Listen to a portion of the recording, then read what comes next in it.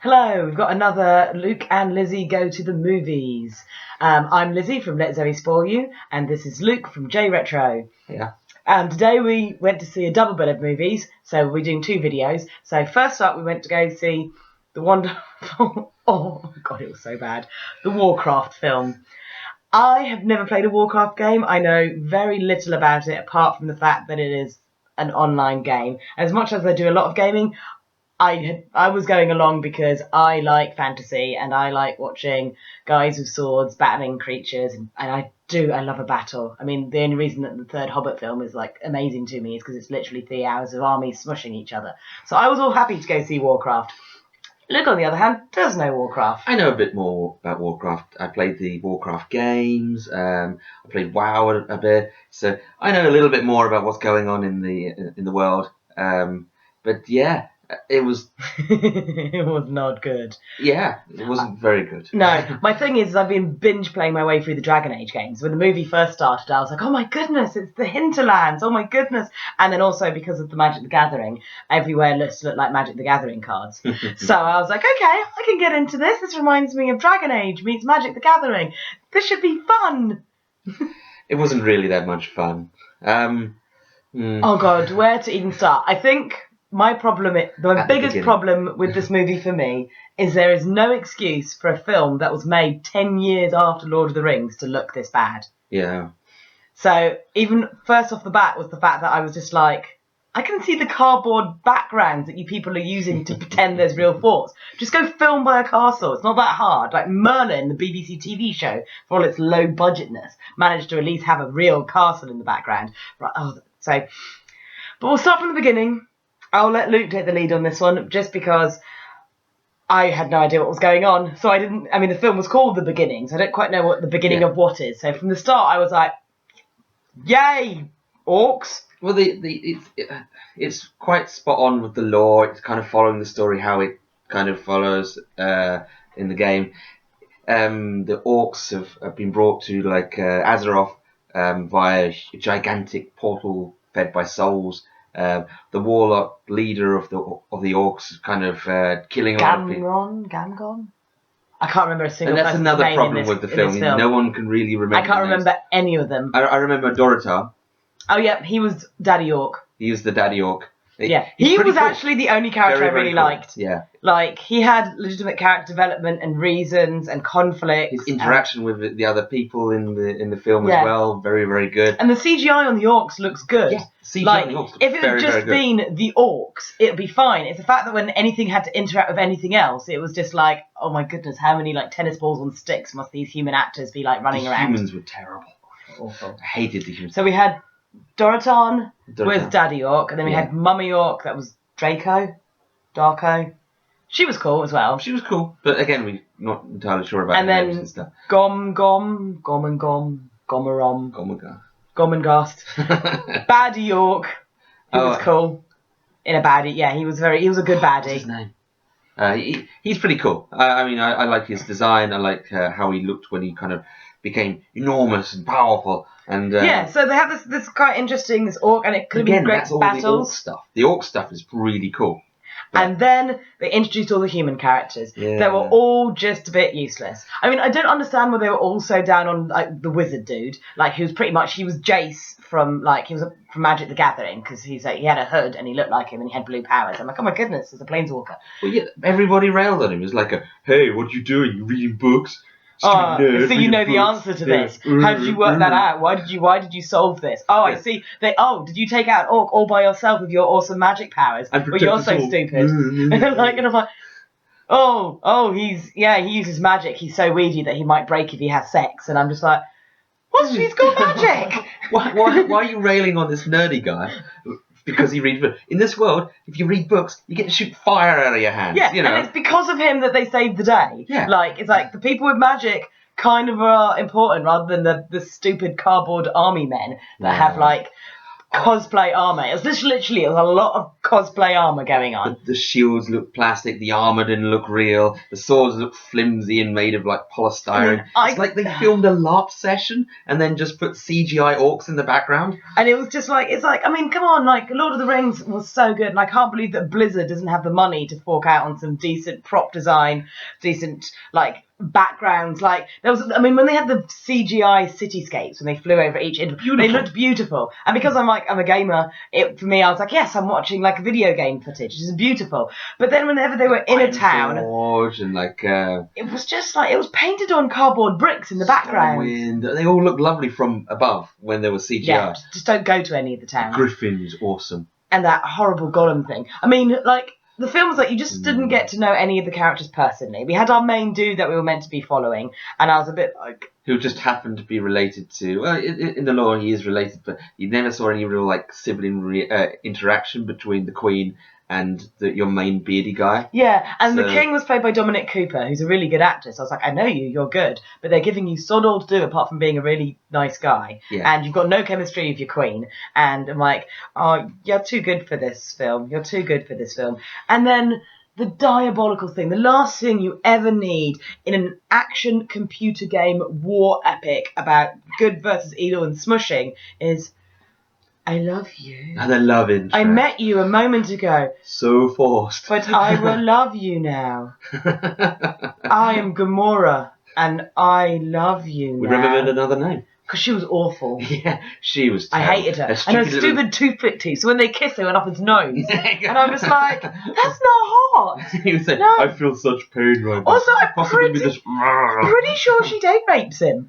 Like, his son dies. He's really upset. He is drunk off his face, lying on a table, crying, going, oh my God. And she comes in and she goes, I want you now. And he's like, oh, my world is ending. And she's like, well, I'll make it better. And I'm like, he's vulnerable. Like, his son did die. You know, sticking your freaking teeth up his nose is not going to make him better. And so it was really, like, cliched, forced romance that came out of, like, nowhere. It was like, there's a theme. I mean, she was created completely for this, and you could tell, because at the end of the movie I was like, Luke, does she exist in the story? Because she felt like she just turned up to be like, I am scantily clad woman who is painted green that will now snog man. I'm slave lady. Yes, oh, poor me. And I'm like, you could have had a tragic backstory. They could have built on that. Yeah. But, I mean, the movie, nothing really happens. It's literally like, it kind of plods along, doing all its cliche things. Like, and then doing its like big reveals, like, oh no, the even bigger wizard that's been watching them all, the evil power has got into him, but they never told us how. He was just like, I'm evil now. Yeah, and he turns into a demon, which was really cool, but only lasts 5 seconds. And he gets squished by rocks. He gets squished. He's all like, oh no, rock. I'm squished. And you're like, well, there we go. And it just like, it kept on ticking on like this like nonsensical nothingness. And I was like, I don't know who any of you people are. I don't like the way the CG is like merging with the real people. I don't like the set designs.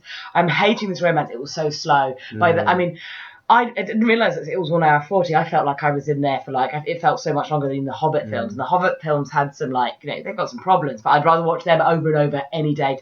I was so bored. I was literally sitting there going, oh my God, oh my God, oh my God, why are you not wearing shoes? That really bugged me. Oh God, he spent most of his time like in the last act of the film without shoes on. No shoes. I was like, why? I don't know when he was in a prison cell and clearly they took his shoes off. Then he kind of, you know, gets on a griffin, has a fight with a demon, goes to the battlefield. It's like, put some shoes on. You can't go and fight a legion of orcs without shoes on. Like, you'll be like, ow. And then they had it'd be just like that. Oh yeah. And be like, oh. Plots went nowhere. Like, they had this whole like, the rituals of the orcs seemed interesting. I quite liked the lore behind them. They solidified that the orcs were honor bound, that they kind of, the old ways, the old traditions were like one-on-one fighting to solve like serious problems. And they honored that there's no magic, there's no dirty deeds, it's just like one-on-one. And if one person wins, then the other one like has to concede to the other person. Yeah. So they solidify that the orcs are battle hungry, but they're honorable people. Yeah, so when, like, Shoeless Human had to fight Dead Sun-making Orc, they have a one-on-one battle and it's cool. Dark Hand, Black Hand, yeah. And then But then when Duratan has to face Wizardy Orc clearly cheats, and everyone's like, no, boo, bad. We're like, oh, there's going to be civil unrest. They're going to turn on him. And then he went, I've got magic. Yeah. Well, I'll just kill you then. Yeah. They go, oh, well, well, okay, we'll still. Well, sure, I don't really. Why not? And then the stupidest of stupids. I mean, God, like just stupid. Okay, so the big portal opens and all the orcs are coming through. Then somehow the spell is reversed and it opens up a portal back to their home city. The Guardian did that. Oh yes, the Guardian in his dying moments realised that, oh no, I've done bad things. I'm going to reverse my spell. But the thing is, if a portal opens up, so a portal opens, hordes come through going rah rah rah rah rah. Then it's reversed and it's leading to the capital. I don't understand why the orcs just went, just turn around and run back this way because then we can take the capital. But somehow the humans who are over here went, oh, I see there's a horde. Now we've got round them. Now we're going in here and now we're getting people to safety. I'm like, there's like 100 of them. There's thousands of these orcs that just poured out of a door. The door's been turned around and I'm like, I don't get it. But they managed to charge their way through. And like kill a lot of them, but I don't know why they would make their last stand on the gate where it could open up and show like lots of orcs to their flank. Yeah, or the minute like all the orcs could just go and take over the city, and then the final moment of pure like this is stupid. Okay, so Gamora is half human, half orc, yes. And possibly the half child of the wizardy dude that went a bit mental because he has this whole story of like, oh, one day I met this woman and I was welcomed into their tribe, and even though I was human, because he's clearly been travelling through these portals, which is why he went evil. Even though I was human, I boned her. Yeah, and I'm like, okay, fair dues. And so Gamora basically looks like a normal woman apart from she's green and has stupid toothpick teeth. Yeah.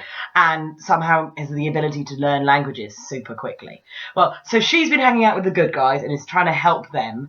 And I thought it was far more important that they concentrate on Duratan trying to build a relationship with the humans. But they were kind of like, you're dead. And I was like, oh, so we spent this entire film kind of watching you develop, watching you try and build up. But no, Wizardy dude went, wizardy powers. That is what happens in the lore, and they are following it like point to point, but it would have been a lot better if they just kind of adapted the lore slightly so Duratan was much more involved in actually kind of bringing the orcs back to like normality. Yeah, it was one of those pointless deaths. He's really cool, but then he dies and there's not really much. So Gamora's on the human side and she's fighting side by side with the king, and the orcs are probably going to win this war because I mean they're freaking giant orcs. And she goes, "There's only one way that we can do this." And she turns around to the king and says, "You must kill me." Oh no, I must kill yours. No, it's the king. The king turns around to Gamora. Well, we're not going to win this one. So if you stab me in the back, then all the orcs will think you're honourable, and ignore the fact that you're wearing a lion's armour and have been killing orcs for the past half an hour, and is a half orc. They're not. Yeah. They're going to ignore all of that. You can become the head honcho orc. Yeah, it's like girl, and you can make the orcs and the humans come to peace. By killing me, killing the leader of the humans, so the humans will hate you as well. Yeah. Yeah. Yeah, and it's like, oh, okay, yeah. So seems fine to me, says Gamora. So poor king gets stabbed. Gamora's all the orcs go, oh my goodness, she's slain the king. She's kind of our hero. Oh no, we still need to have our final showdown with Shoeless Human. And oh my god. The Griffin was awesome. The Griffin was awesome. I'll give you the Griffin. In the background, the Griffin was just kind of going smash. Yeah, we liked the Griffin. There should have been more Griffin. He should have saved the day. But then, so the last final battle, and I have never seen a final blow that was so low. Like the lowest of the low blows. The lowest of the blows. He literally like, oh my goodness, he castrates him. Like, it's like, he just like, oh yeah. Bring it on, little human. Go, raw. Knee slide. Slide. Off with your balls. And he's all like, oh. Go, yeah, ow. Yeah, and we're like, well, that sums up this film. This film ended with a castration. Like, it's just like, it's stupid. So, I really didn't like it. I didn't like the production. I didn't like the characters. I didn't like anything about it. It is one of the worst stories they could have decided to make from the WoW lore, from the Warcraft lore. It is the beginning, and I know there's not much happens, and it's not a good ending in the story anyway. So it seems like a weird thing for them to choose. They could have just flashed back to parts that were happening in another film that was better.